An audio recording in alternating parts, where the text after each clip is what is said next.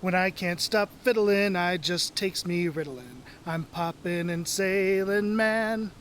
Do you or someone you know take Ritalin for the treatment of ADHD? Maybe you know it better as methylphenidate. Or perhaps you're not sure if you want to take a mind-altering controlled substance.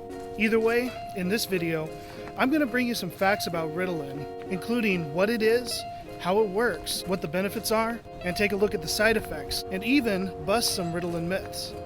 Coming up.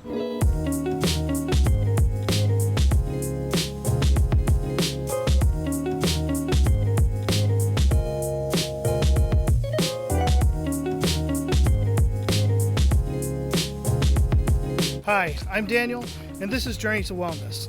And here on this channel, I like to bring awareness to ADHD in adulthood and talk about what it's like to truly have it. If you're new to the channel, consider hitting that subscribe button and the notification bell so you don't miss out on one of my weekly videos. Now, let's jump into today's video. Now, before we get started, let me know in the comments section, what's your experience with Ritalin? Have you taken it?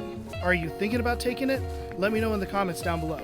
Now, Ritalin was the second stimulant medication that I tried right after Adderall started losing its effectiveness. Technically, Ritalin was actually the first ADHD medication that I ever took, as I took it for a few years between the ages of 11 and 15. I actually respond really well to Ritalin, but its duration of effectiveness just isn't long enough for me, which is why I don't take it anymore. Now, Ritalin is just the brand name for the medication known as methylphenidate. Ritalin is FDA approved for the treatment of ADHD in both children and adults. It's also used to help treat narcolepsy. It's classified as a central nervous system stimulant, or CNS stimulant, meaning it has effects on a cognitive level, affecting things like regulating alertness, attention, and memory, as well as having physical effects on the cardiovascular system, affecting things such as elevated blood pressure and increasing heart rate. There are two different types of CNS stimulants used for the treatment of ADHD, methylphenidates and amphetamines, such as Adderall, which I have covered in a separate video that you can see in the YouTube link right up above here. I'll also have a playlist of all the different ADHD medications linked in the description below. While Adderall is the #1 prescribed medication for treating ADHD, there are far more methylphenidate products on the market than there are amphetamine products, Ritalin being only one of many.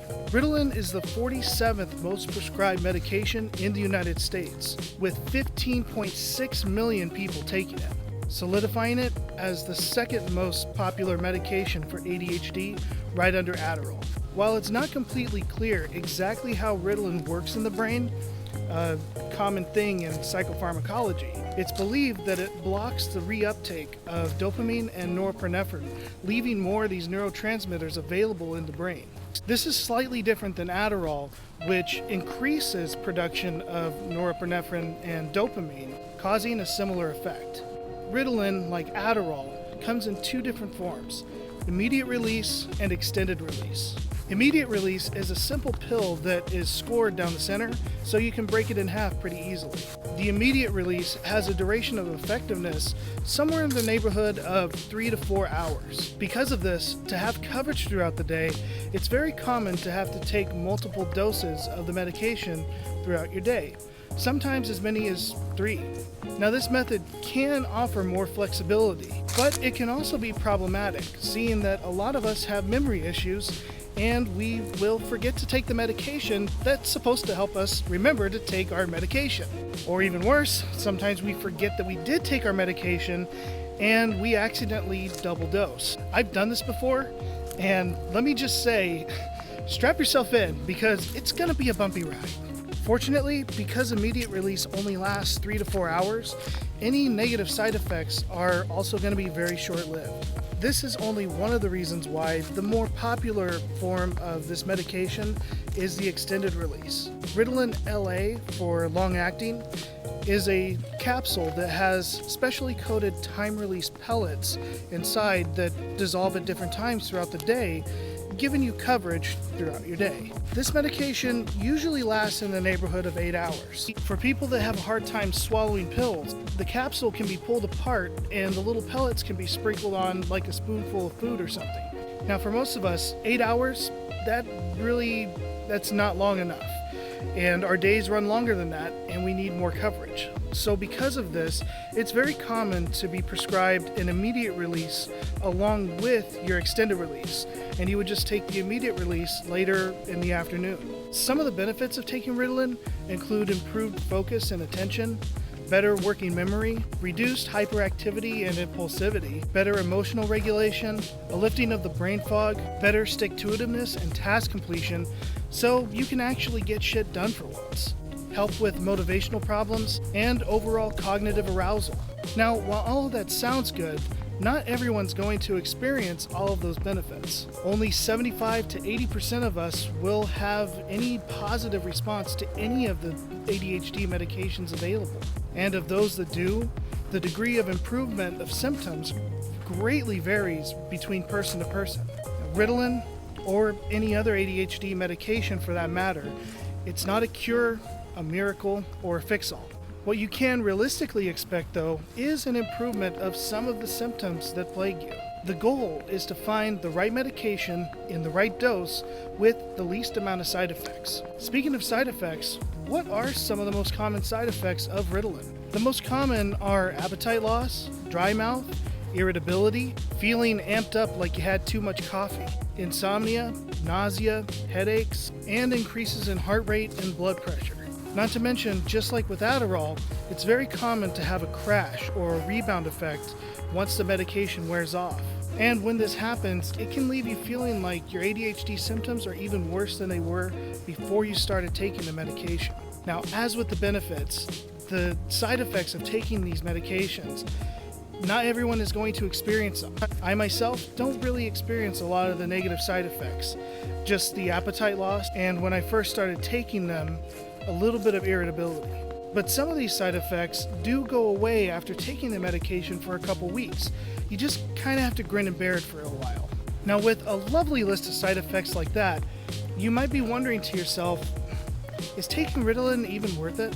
Well, that depends on where you are in your journey. I would think about and compare the potential life-changing benefits to the potential side effects. Keep in mind that a good doctor more than likely is going to start you off with the immediate release at a low dose, just to see if you tolerate the medication at all.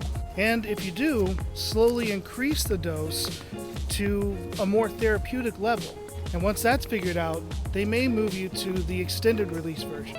The main thing to remember is it's your personal choice whether you decide to medicate or not. You should never be made to feel like you should medicate when you don't feel like you're ready to do it. Likewise, you should never let anyone shame you or talk you out of taking a medication that could potentially change your entire life. The latter can be a real tricky one because it usually comes from someone that we either know, love, or trust. The thing is, although they are probably very well intentioned, they are unfortunately sadly misinformed. You may hear something to the effect of, you know, those drugs are just legalized speed, and who knows what the long-term side effects are. On the contrary, Ritalin is a very safe, very well-researched medication that has been used since 1944 and used in the treatment of ADHD since 1956. That's over 60 years, and there haven't been any reports of long-term side effects. And what's up with the technical or the generic name of the medication? Methylphenidate? I mean, it's got meth right there in the name, so it must be related, right? Well, in name, they do sound similar, so it's kind of understandable how people might jump to such conclusions. I have to admit, I was taken aback the first time I heard it. The fact is, we've basically been programmed to associate a simple, harmless prefix of meth with methamphetamine, when in fact, meth is just part of the methyl group, signifying that it's a derivative of methane. Here's a fun test for you. Ever heard of methylxanthine? It's a highly addictive central nervous system stimulant that has its clutches around millions throughout the Western world. You don't even have to go very far out of your way to find it, as it's practically sold on every street corner. But don't worry, you don't have to go sneaking around in the middle of the night to meet some shady guy in the back of 7-Eleven. Better yet, the next time you see your favorite barista at your local Starbucks, ask for a hot cup of methylxanthine and watch a look of bewilderment come across their face. That's right. Methylxanthine is the chemical name for caffeine. So that wonderful drink known as coffee, being guzzled down by the millions every single day, has meth in it. So don't be so quick to let others derail you from a path that could hold so much possibility for you just because of their lack of accurate information. Living a life with ADHD, it's hard enough as it is. We already put enough guilt and shame on our shoulders. There's no need to let others pile on the stigma for a choice to give yourself a chance of lightening your load. If you found this video informative at all, do me a favor and hit that like button and subscribe for more. And until next time, take care of yourself and be well.